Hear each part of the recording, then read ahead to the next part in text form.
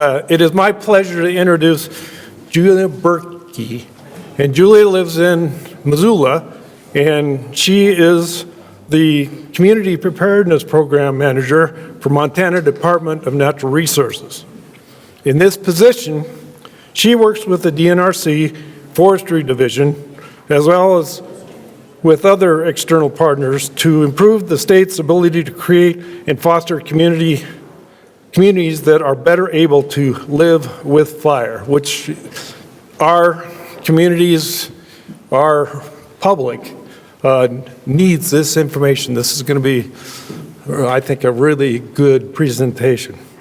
Prior to joining DNRC, Julia received her master's in systems ecology from the University of Montana School of Forestry, where she studied the role of wilderness fire in shaping forest structure and forest management strategies.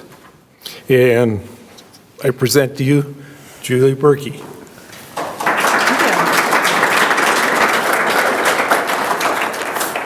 Yeah, let's see if I can keep it rolling here. Thanks everyone, I appreciate you joining today. So like was mentioned, I now work for the DNRC in a position that kind of helps foster community preparedness. And I stepped into this position, well actually I started with one position and have since stepped into this program manager position, but throughout kind of the 2 years I've been with the DNRC, there's been some really exciting kind of talk and action around prescribed fire, and specifically, how can we get more prescribed fire on private land in Montana? Because it's certainly not very easy, and we'll go into some of the reasons why within this presentation. But we're kind of at this point within Montana where there's a lot of energy and excitement around this. So I do just want to call out up front that a lot of this is kind of where we want to be, and not necessarily where we are right now, but where we want to be and how we can get there, and some of the cool work that's happening both within Montana to get more prescribed fire on the land, and then also in other states. So I'm kind of just here as the messenger. A lot of this is not my own work, it's the great work that other people are doing, and I'm just here to spread it and hopefully amplify it so we can get more of this good work done across the state. So within this presentation today, I'll spend a little bit of time kind of going over that question of why do we want more prescribed fire, but I feel like within this room we all pretty much know why we want more prescribed fire. So I'm going to spend the bulk of it looking at some of those success stories, both within Montana and then also in other states. And like I said, some avenues to kind of continue to build upon those success stories and make them kind of more the norm rather than the exception to the rule in Montana. So again, really briefly, why prescribed fire? I think a lot of folks, especially if they're not in this forestry land management sphere that a lot of us tend to operate in, are surprised to hear that we get a fair number of calls within the DNRC of landowners, both ourselves and our partners, of landowners who want to put prescribed fire on their land. They're either, they definitely want to do it, or they're thinking about it and they just want to know more information. I think that surprises some people because we tend to see prescribed fire as very risky. What happens if it escapes? What happens if it burns down my neighbor's fence? What happens if it burns down my neighbor's house? What happens if, God forbid, it burns down my neighbor? So, and that's certainly a reality of prescribed fire. It is risky in that sense. But I do just want to start out with an acknowledgement that, and I think presentations before me have set this up pretty well, that not doing prescribed fire is risky as well. What we're doing is just taking that risk and delaying it to another day. So we can either put prescribed fire on the ground now and take that risk in a controlled fashion, or we can delay it to another day, probably a day where it's 90 degrees, relative humidity is in the single digits, and winds blowing at 90 miles an hour. And at that point, we have no chance. We're not controlling that fire. That's that 2% of ignitions that Mark Finney talked about this morning. So landowners, like I said, we're getting a lot of calls, and they have a number of reasons for calling us. In many cases, it's to reduce hazardous fuels. They've heard that you can't really reduce your wildfire risk without fire, so they want to do it with controlled burns. We have some calling wanting to improve their wildlife habitat. Cycle nutrients obviously is a benefit. Many people, especially on the east side or where we have ranches, are calling to want to, they see trees as weeds. They want to improve their forage for grazing. And then just in general, you have landowners who are interested in increasing their forest health and resiliency. So, like I said, a surprising number of calls, and unfortunately right now, a lot of those calls I say, there's not much I can do for you. Like I said, a lot of excitement, a lot of forward momentum, but the majority of the calls right now, it's really, really hard to get prescribed fire on private land. Oh, and then, I do want to just call out that part of the reason I think we're seeing this increase in calls is there has been a shift around kind of the national narrative of prescribed fire as well, and I'm sure you've observed this, but it used to be you'd only hear about prescribed fire in the news if something had gone wrong. So a fire had escaped, it had burned down homes, towns, maybe had some fatalities. And really recently, I would say within the past few years, we're increasingly seeing stories that are touting the benefits of prescribed fire. So landowners are hearing that. They're hearing that from the news that they're reading. This article was from 2000 in the Wall Street Journal, High Country News, Los Angeles Times, Reuters, and New York Times, amongst many other news outlets, have all begun to cover those benefits of fire, both prescribed fire and then managed wildfire, or fire managed for resource benefit. And on top of that, we're starting to see, kind of along that line of a picture is worth 1,000 words, we're starting to see some really striking examples of how prescribed fire does provide some greater resiliency to wildfire. So this has come up a couple times, but this is from that bootleg fire in Oregon, where it burned through area managed by the Nature Conservancy. And you don't need a scientific background to look at this picture and say, oh wow, there's a lot of green where they had the thinning and prescribed fire. Way less of it in the thinning only, and then it looks pretty darn charred where it's no treatment. And so people are seeing these pictures, they're reading these news articles, and they're saying, my house sits in that kind of forest type. I want to make sure I'm getting that type of resiliency as well to wildfire. And then along the lines of improving grazing availability, these pictures come from Toby Dahl, who owns a ranch out in eastern Montana, Musselshell County. And he actually had a wildfire come through his property and greatly reduced kind of the forage availability he had for his livestock that year, and had some pretty disastrous results in terms of structures burned as well. And ever since then, he's taken a very proactive approach to fire on his property, where he's purchased some equipment, he's done the thinning work to remove hazardous fuels, and then gone in afterwards and in a very controlled manner, without any fire background at all, done some prescribed burning. And these pictures speak for themselves, where you have before thinning, in the middle after thinning, and then on the far right, I guess that's left for you guys, after prescribed fire. And obviously they speak for themselves in terms of that there's a lot more forage there for his cattle than there was prior to thinning and burning. And so, Toby Dahl's neighbors, those he works with regularly, they see this, they see these pictures, and that's where a lot of these calls are coming from is, oh wow, this does really work, and I want to try to do this on my own land, but I'm maybe not Toby Dahl. I'm not willing to just do it myself, and I need a little bit of help.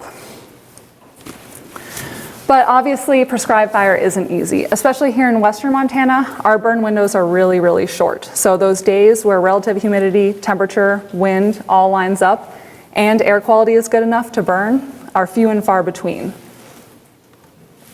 It also requires skilled personnel, or oftentimes requires skilled personnel. So people who know how to plan for a burn and implement that burn in a way that won't endanger life or property.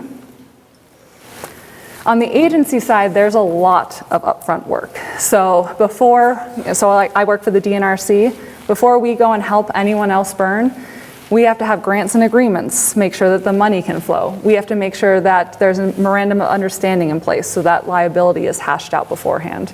So before you even get people on the ground, you're talking about hours, if not days of work, and multiple people involved ahead of time.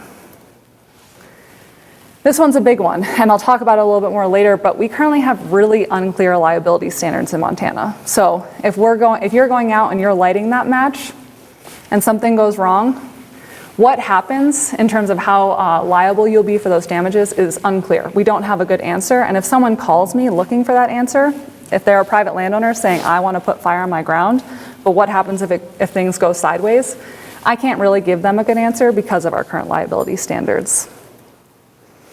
And obviously, prescribed fire is contingent on public support. So while we have seen that grow with that increase of good coverage and those pretty telling pictures, we're obviously not at 100% yet. And we need to continue to build that public support and get that message out there on why fire is so important. And This is just a few of the ways that those barriers that we hit for Prescribe Fire. This doesn't even include, where do we find the money? If there's a wildfire, you can call up any resource you want to put that fire out. But if you want to put a Prescribe Fire on the ground, you're counting every nickel and dime to get there. And then there's a lot of smoke management issues, things like that. So Prescribe Fire is not easy, and when you start talking about pulling off Prescribe Fire on private land, it gets even harder. But the good news is, it is getting done here in Montana as well. So this gets done a number of ways. On the east side, I talked to a lot of folks who work for the BLM out there, and pretty much any time the BLM burns, they're burning onto private land using the Wyden Amendment. So that allows a federal agency to come onto private land. And in that case, they're doing it because that's where the suppression lines are. That's where it makes sense to hold a Prescribe Fire often, is on private land. But those private landowners are more than happy to have them come on because they want the benefits of fire on their land. But one case study I really want to focus on today is the Blackfoot Prescribe Fire Working Group. So this is a group of private landowners, public land managers, university researchers, volunteer fire departments, and nonprofit organizations that's based out of the Blackfoot Valley and is coordinated by the Blackfoot Challenge, so a nonprofit there in the Blackfoot Valley. And this working group really, their mission statement is they're looking to increase and support the use of Prescribe Fire as a management and restoration tool on both public and private land. And they have a really great track record of doing this. And kind of more so than anywhere else in the state, this working group is doing a great job of getting Prescribe Fire on private land. So this picture is actually from a burn that they conducted in the spring of 2020 on a 20-acre parcel, so privately owned. And that was conducted with grant money that was secured by the Blackfoot Challenge, with individuals from the Blackfoot Challenge there. The private landowner himself, retired Forest Service, was on this burn, as well as a number of individuals from the Nature Conservancy and then contracting workforces as well. And so they were able to kind of cobble together this between contractors and volunteers, able to pull off this Prescribe Fire, and then had a cookout afterwards. So it really is kind of that community approach to getting Prescribe Fire on the ground. And this isn't the only, this wasn't a one and done thing. They've done this on a number of private landowner units. And Cindy Super is the fuels person for the Blackfoot Challenge, so forestry and Prescribe Fire, and she does a great job. Anytime someone reaches out to her saying, I want to reduce fuels on my land, typically they're looking for thinning help. But if they're talking to Cindy, she's mentioning Prescribe Fire as well and asking them, have you thought about Prescribe Fire? Would you consider Prescribe Fire? Here's a little bit more information on it. So she's done a great job of kind of increasing that level of acceptance for Prescribe Fire on private land. And because the Blackfoot Prescribe Fire Working Group has been and don't worry about reading the text there, I'm just going to walk us through this exercise. But because they've been so successful, I really wanted to sit down with them and kind of walk through, what makes this group so successful. So within this whiteboard exercise, and this was in the time of COVID, so it was a virtual whiteboard, I really asked them to kind of, what is your long-term vision? And I just want to read one here. It's in the middle there in the pink, where they identified that they want to, for the Blackfoot Valley with the Prescribe Fire Working Group, they want to create a landscape where fire in the landscape is expected, anticipated, and lived with. So essentially fire is a free roaming, and we're using suppression a lot less. And so that's kind of their long-term vision. Obviously we're talking about a long-term vision in that case. But we kind of walk through, given that the Prescribe Fire Working Group has been so successful so far, what are these enabling conditions? So what has allowed this work to get done? And then what continues to be barrier or disabling conditions? And so disabling conditions that were identified were very similar to the barriers I mentioned earlier. Lack of human power, lack of skilled personnel, short burn windows. But what I think is really interesting to pull out is these enabling conditions. So what does allow them to get this good work done? And first and foremost, they called out these strong partnerships. So with that working group, Cindy Super does host every week during Prescribe Fire season, so spring and fall. Every Monday, folks are on a call saying, what did everyone get done last week? What does everyone have planned for this week? And what resources do you have available? And when someone says, I need help, and someone else is available, those folks are showing up because they're all dedicated to getting Prescribe Fire on the landscape. So they're really working together, collaborating, and planning collectively. They also identify grant money. So again, with the Blackfoot Challenge, This is a pretty, and I'm sure many of you are familiar with it. A common model is state and private forestry funds coming from the Forest Service, the DNRC, that then is often subawarded to folks like the Blackfoot Challenge to get fuels work done. Well, like I said, Cindy isn't letting that fuels work stop at just thinning. She's making sure Prescribe Fire is always an option for landowners who are interested and making sure that they have grant money available to help them get that done. They also pointed to 2017, so with the amount of smoke in the air and fire on the ground, there was a lot more desire to increase forest resiliency to wildfire in the Blackfoot Valley. Another thing this group has done a really good job of doing is increasing that public support. So they don't put fire on the ground without putting a lot of PSAs out ahead of time, making sure all the neighbors know what's going to happen and when it's going to happen. And just last week they were burning at Paws Up, and Clearwater Junction had a whole bunch of flyers that they could hand out to people. So if people were coming saying, "What's that plume of smoke doing over there?" they had answers for those. So ideally they're setting it up so that people can really, when people see that smoke plume, they know what's happening, they're not concerned. It's just run-of-the-mill activity. And so the really exciting part is that we're actually now able to capitalize on that success and further build on it. So we just, we have tentatively secured funding for a crew to actually put more capacity for Prescribe Fire on the ground. This will actually be a crew that covers the entire, hour-and-a-half radius around Missoula, but we were able to secure this funding because we were able to point to the success of the Blackfoot Prescribe Fire Working Group and say, hey, we're going to build off that. We know that there's more acres to be burned, so let's get the capacity to do it. So with this grant funding, we're going to add to our own, within the DNRC, we're going to actually extend our seasonal firefighters so that they can stay on in the shoulder season and help conduct these prescribed fires. So we're adding capacity that way. So within that full-time capacity, they'll be helping with burn unit prep, they'll be helping conduct the burns, and then they'll be helping with mop-up. And then we'll also add on this call when needed capacity. So with this, it's going to be folks who have a passion for Prescribe Fire, have their firefighter too, so their red card at least, and then just have a fairly flexible work schedule. So whether that's volunteer fire department individuals, students, retired Forest Service folks, we have plenty of those in Missoula. We can add them to this crew on a call when needed basis. So if their availability aligns with one of those really narrow burn windows where everyone wants to be burning at the same time, we can hopefully get enough boots on the ground that we can pull off each and every one of those burn units. So we were really able to build on that success that the working group has shown to get this kind of increased capacity on the ground.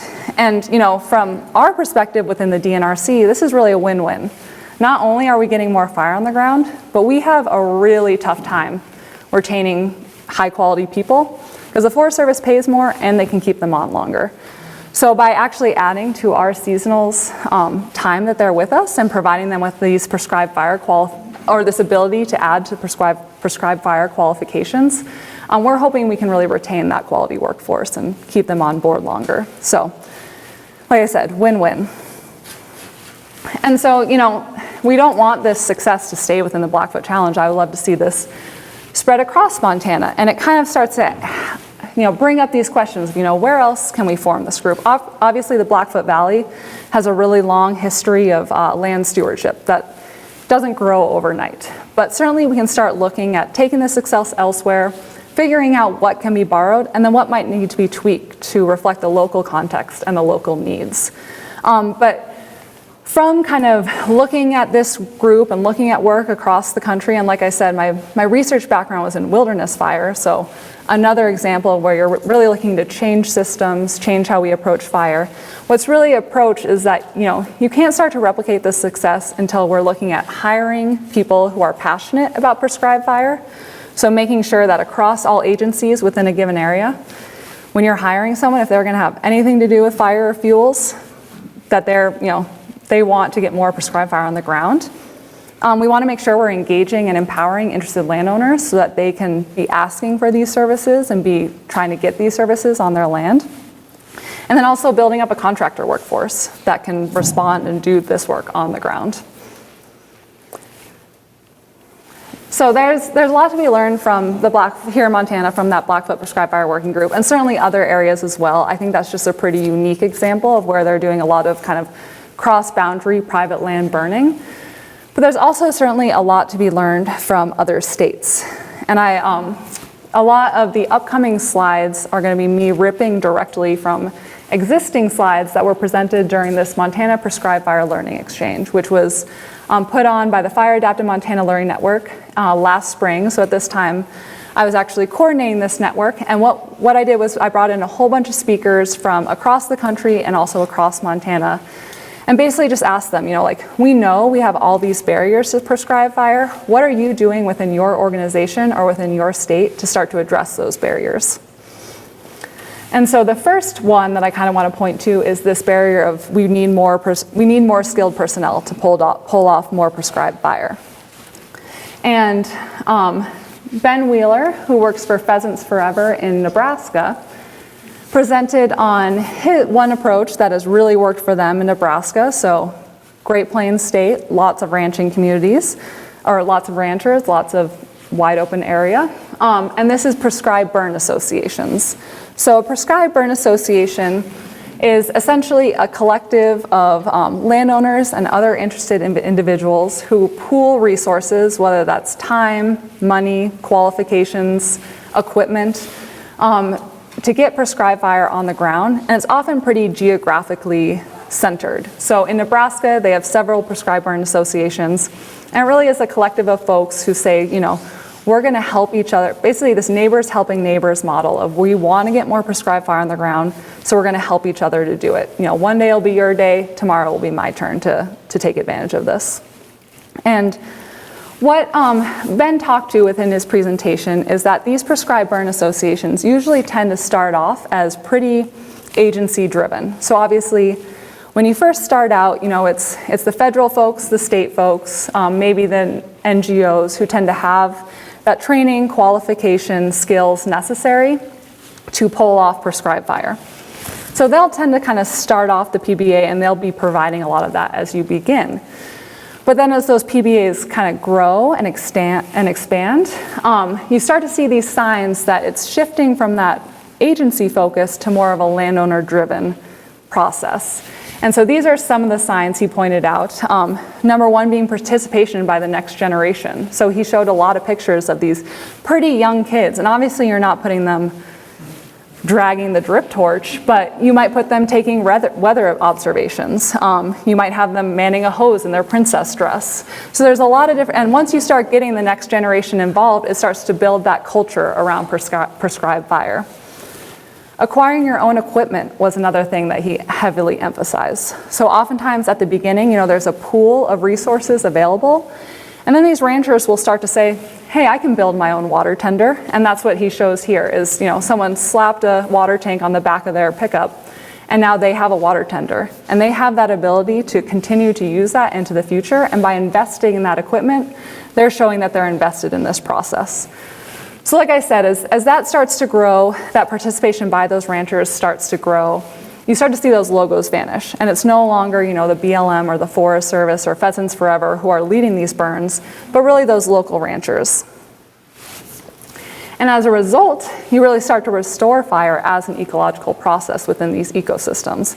So these prescribed burn associations are starting to get to the point where they're burning so frequently that they actually have created permanent fire breaks on their landscape, which is useful not only for future prescribed fire efforts, but also for suppression efforts. There's a time and a place where you don't want fire, and in that case, you have this permanent fire break. And they're also starting to see second entry fires. So they're starting to return to a more natural fire return interval within this grassland ecosystem. And I do just want to point out that this example, because it was a presenter from Nebraska, is very grassland ecosystem focused. And it's definitely a model that could work for us in eastern Montana, but this PBA model has been brought elsewhere as well. So Northern California has a pretty vibrant culture around prescribed burn associations as well. And obviously it's going to look slightly different. Things have to be modified for the local context, but this isn't limited to a grassland ecosystem. And then the final thing he pointed out is that once you start to have a really thriving prescribed burn association, you're really recoupling fire and economics. So, as it was mentioned earlier, with indigenous people, they would burn primarily for their own benefit in many cases. It was to increase forage, increase browse, to clear a campsite, and these folks who are involved in the prescribed burn associations in Nebraska are doing the same thing. They're burning to increase their own ecosystem resiliency, increase the amount of forage they have, and improve the resiliency of their ecosystem, like I said. So this next one comes from Dave Lasky, who was the fire management officer for the Ember Alliance, which is a shoot-off of the Forest Stewards Guild based in New Mexico and Colorado that really is focused on prescribed fire. And so with his talk, he introduced himself as a recovering suppressionist, so someone who came from that suppressionist background, and it took him a little while to build up to this idea of when you see a fire, you don't immediately have to put it out. But once he did, he was a total convert. And so he really provided multiple efforts to address these two barriers in particular. You know, prescribed burn association is maybe more the ad hoc way of going about this, and he gave us a number of kind of more formalized avenues for really building up that workforce, building up that skill set, and capitalizing on those short burn windows. So the first one he mentioned was an all hands, all lands burn team. So this is a burn crew that is hosted by the Forest Stewards Guild in New Mexico. And it really is a collection of local resources, so specifically those firefighters who are oftentimes not state and not federal, because again, when a wildfire starts, those are the first resources to leave. So this is really trying to build up a local capacity that can burn on, as the name suggests, all lands. So this is, they tend to focus on WUI, so wild and urban interface, or where houses and communities start to meet vegetation, and within critical watersheds. But they really are trying to burn wherever it is needed without having to really worry about, oh, the feds can only burn on the feds and state can only burn on the state. So they're really trying to take that cross-boundary approach to burning, and in a way that doesn't compete as much with suppression workforces. He also mentioned place-based young adult crews as a really great way of building up capacity, because oftentimes you do, think Montana Conservation Corps. You have a set of young individuals who are looking potentially for blue-collar work, but don't want to join that suppression workforce because they don't want to be gone the entire summer.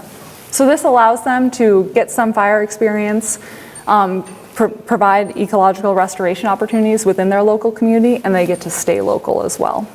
So they've had a lot of success with that young adult crew, or multiple young adult crews. And then I do just want to shout out that idea for a call when needed crew certainly did not come out of my brain. It came from Adam Warwick, who works for the Nature Conservancy in North Carolina. And they have a very similar ecosystem in the mountains of North Carolina, where it's really, really short burn windows. So he was actually the one who started up this idea for call when needed. And it's been wildly successful. Once you have that kind of as ad hoc, as needed workforce that is, again, dedicated to prescribe fire, that's something he emphasizes all the time, is you don't want someone who just happens to have prescribed fire. They've got to have that kind of fire in their belly, and has a pretty flexible work schedule. But once you have that group of individuals, you can really start to capitalize on those really short burn windows and get a lot done. And again, it's a crew that can respond to burns on any land, so Forest Service, state, private, and that's what we're hoping to do in the Blackfoot Valley as well. And back to this idea of kind of like a win-win. In this case, we're really talking win-win-win, because once we start to build up this non-suppression workforce locally, you do start to have increased capacity, so you can get more prescribed burning done. You're providing those good local jobs that can contribute to the economy. And ultimately, you're providing for that greater fire resiliency that is so important with prescribed fire. Okay, so here's the kind of really sticky one, liability. And this comes with the obligatory, I'm not a lawyer, and I'm actually as far as you can get from a lawyer. And when I look at this slide, my eyes start to glaze over, so stick with me here. But like I said, currently in Montana, we sit in this liability standard that's really, really uncertain. So I'll kind of define that more clearly later, but it's kind of defined as the absence of these other two liability standards. And I'm so not a lawyer, I kind of have to read from my notes here. But liability, the definition of liability is such that it defines the legal responsibility of one's acts in both criminal and civil law.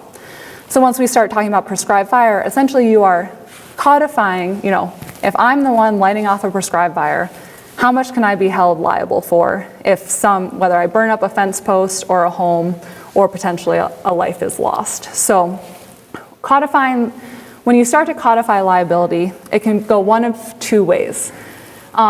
From a burner's perspective, so me as a prescribed fire or a prescribed fire practitioner, what's not preferred is this strict negligence standard. So that's one in which anytime there are fire damages, the burden of those damages lie on the practitioner, me as the practitioner, regardless of any action I might have taken to avoid such damages. So I could have written the best burn plan possible, done everything in that burn plan to a T, a freak wind event happens, a fence post goes up in flames, I can be held liable for the cost of replacing that fence post under strict negligence.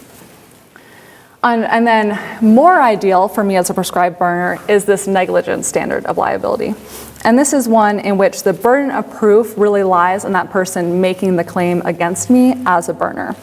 So that person who may have lost their fence post in this scenario has to show that that damage was due to negligence or lack of diligence on my part.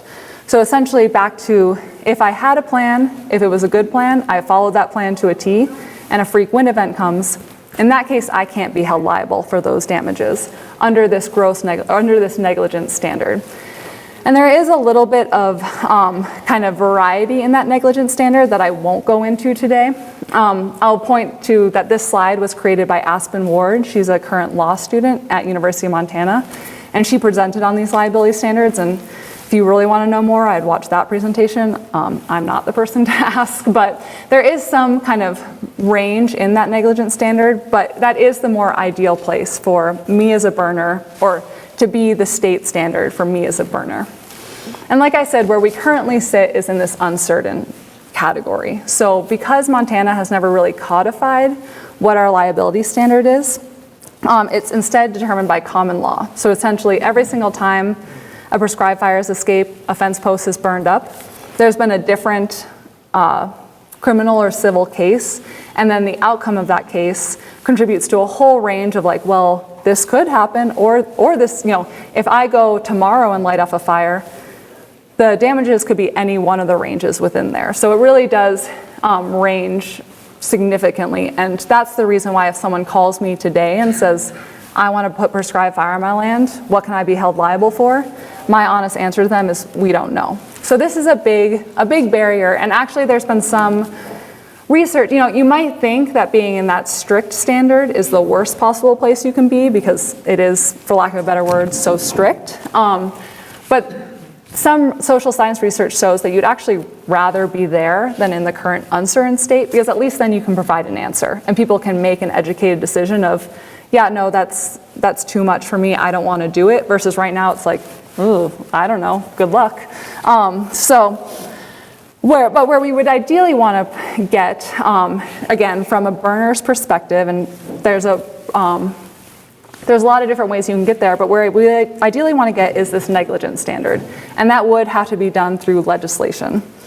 And a number of states are either currently attempting this or have been successful in changing that negligence standard. Oregon is one, and so is New Mexico. So in 2020, New Mexico passed this right to burn law, which essentially provides private landowners with an avenue to have the same right to burn as a federal firefighter does on federal land or a state agency does on state land. And the way they did this, the way they did this was providing for this certified burn manager program. And this has kind of been the universal approach across all states, is what you do is you pass this law and you provide a set of training for private landowners or contractors or NGOs. And once they undergo that set of training, they're then a certified burn manager, and their negligence standard shifts from strict to negligent. So at that point, you can only be held liable for damages if you are not diligent in the way you pull off your burn. And so it sets that pretty rigid training standard and then follows through. Obviously, there's a larger conversation there because freak events do happen, wind events happen. We can have that conversation of, it's risky regardless. But when someone's house is just burned down, that's a pretty tough argument to make. And so what other states have done to kind of get around this argument of, well, Julia lit that match. If she's not paying for my house, who is then put together a pool of funds to fund damages from prescribed fire. So again, it would require legislative action. You'd have to put together that pool. But when you think about the amount of money we spend on suppression every year, the amount of money we'd have to put into that pool to replace damages is probably pretty small in comparison. So a lot of this is really theoretical. Cool, it's happened in other states, or we have the Blackfoot Valley doing some really cool work, but it hasn't really gone anywhere else.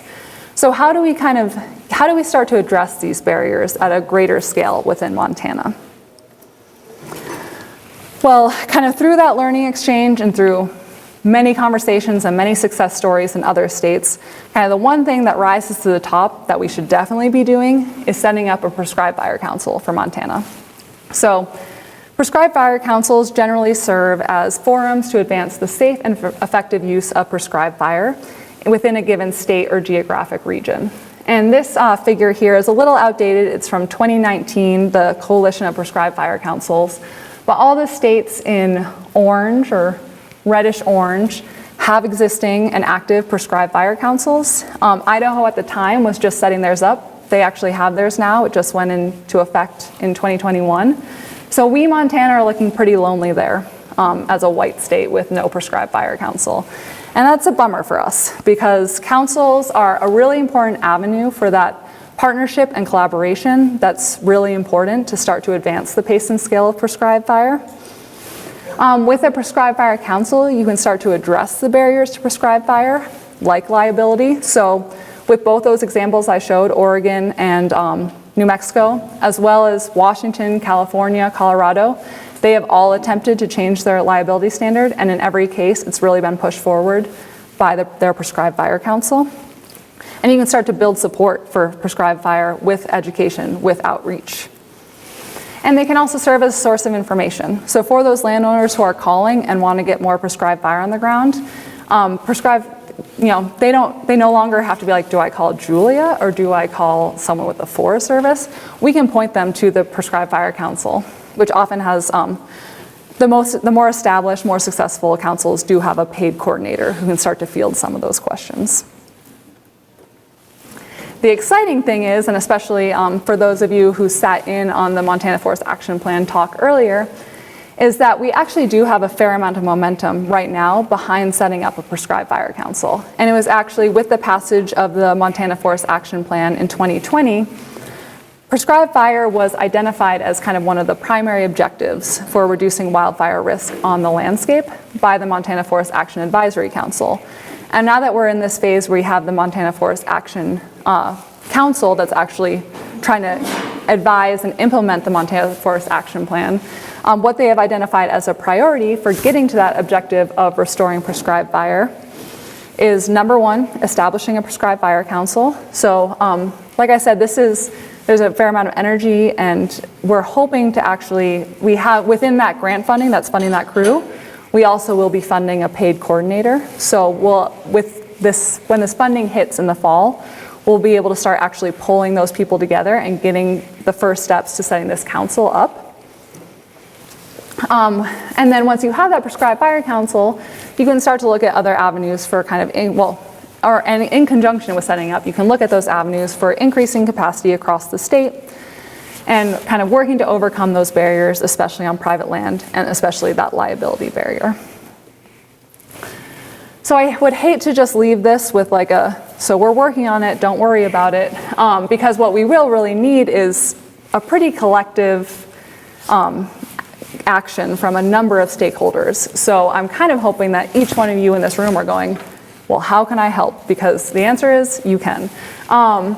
And kind of one way, or first step can just be to learn more. So I pointed to that learning exchange we hosted last year. Every one of those talks within that webinar were recorded, and you can actually access them by going to fireadaptedmontana.org/learning exchange.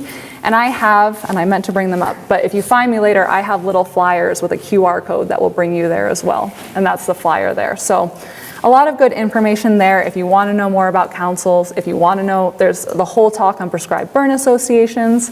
There's a cool talk on how we can get more training on the ground. So a really good resource if you're interested in learning more and you have a lot of time in your hands because there's a lot of recordings. And then just in general, within the DNRC, our service foresters are a really great avenue for starting to identify, what opportunities are available to private landowners. Like I said, the honest answer right now is not a whole bunch, but we don't really know what interest is out there until we start getting those phone calls. And when we start getting enough phone calls, we can start to identify opportunities. And if we can identify opportunities, we can tell you, here's a good chance to get involved in our council, and you can start to help us identify opportunities. So this might be a catch-22 for you, but it's a good way to find out more. And that's that. So I'd be happy to take any questions if we have time. What was your cost on that burn on the Blackfoot there? I don't know. I was not actually on that one. Yeah, I apologize. Julie mentioned to reduce your liability, you need a good burn plan and follow it. Who determines what a good burn plan is? And are they held liable for seeing this? So within that certified burn manager program, repeat? The questions? Yeah. So the question was, within that liability standard, you can only be held negligent. That negligent liability standard, you can only be held liable if you are proven to not have, you either didn't have a good burn plan or you didn't follow it. So basically you were negligent to some extent. And the question was, who determines that? So the avenue other states have taken is within that certified burn manager program. Like I said, there's a number of trainings. And then once they are, within that training is how to write a good burn plan. But then it also it's come with a parallel you build up a workforce, oftentimes within the state forestry agency, to actually then review those burn plans as well. And so ultimately, the question of liability is hard because it hasn't been tested. That would suggest that ultimately the liability does sit at that state. We don't have a lot of good case law, right? Because oftentimes what happens now, like other states have, Florida, for example, has actually had this standard for a really long time. They've obviously had fires that have escaped. And because they're often found, it's often not negligence, it is that freak event like wind or something like that. It does end up because that burden of proof is so high, they are not held negligent. So to answer your question, it would ultimately sit at the state, but we don't have a lot of good things to point to and then this is what happens when when you see that it's a bad burn plan. We really just have a lot of examples of freak wind event. Then you start to go to that fund to fund the damages. Do you see in the future, if we had a council, that they'd be the ones to be reviewing these things? Typically, it has not been the council. It has been what the council has done has helped advocate or set up that framework in which the state agency, so in our case, it would be the DNRC reviews. But that's not, it's not set in stone. There might be states that have taken a different avenue. That just tends to be the most common. So in building capacity, there's a lot that goes into training. Mm-hmm. So who is picking up the tab for the training of prescribed burn bosses, prescribed burn plan implementers, that kind of stuff? Anyway. Yeah, it's been, again, I'd point to that learning exchange because there's a number of ways. So in the example of that crew that we're setting up in the Blackfoot Valley, a lot of that training is going to happen. None of those folks joining the crew are burn bosses. They're going in with suppression background, and they'll be getting that, they'll be opening up their task books and getting that training on the burns themselves. So in that case, it's if they're burning on state or private, it'll be that grant fund paying for it. If they're burning on federal, it will be the Forest Service. So, essentially what it all boils down to is taxpayer dollars at the national level. But yeah, it'll be on the ground training, but there's a lot of creative ways as well. So one way is treks, learning exchanges. Yeah. There's another question in the back, yes. Yeah, I think it's easy to sell prescribed fire, and I understand the benefits and all that stuff. But as a responder, I'll give you, last year alone, we were in stage 4 and had been for weeks. We still had knuckleheads that not only did they not get a permit, they went ahead and lit up the fire. We had 8, I think, in 1 week violations. So what are you trying to say that your definition is going to separate a landowner who thinks now that I don't have any liabilities about my fire from a trained, responsive crew with a plan? And because you keep saying it's unclear, but to me it's very clear. As a responder, you light it, you won't. And that's, I think, what you're going to change. Yeah, so I mean, there's certainly, Can you paraphrase that maybe a little? oh yeah. So what I'm hearing is you're arguing that right now it's not uncertain. And you're correct. If you can be held, you certainly can be held liable. And especially where the uncertainty lies is if I light off currently a prescribed, so a controlled burn, a burn with the intent of, reducing hazardous fuels. So different, I think, from what I'm hearing from you, which is like someone who decides to burn their trash and that escapes. Well, not necessarily trash, just debris piles, Yeah. projects, whatever it may be. Yes, and so that is, yes, so you can certainly be held liable for that right now, and the uncertainty lies more in that kind of broadcast burning for ecological benefit. The outcome of that has really ranged wildly in courts in Montana, so it is slightly different. And again, not a lawyer, so you'd have to get some of the details on that. But what we are proposing as a solution is if you wanted to do that prescribed burning, so currently right now, you don't know what the outcome is. If you became a certified burn manager, you went through this training, you had your burn plan signed off on, at that point, you as a if something happened and that person had a good plan, followed that plan, something went wrong, and you responded, ultimately that person would be protected from damages within that proposed model. But that would only be if they went through that whole training, got signed off. It's a pretty extensive process that would not be open to anyone who walked off the street, for sure.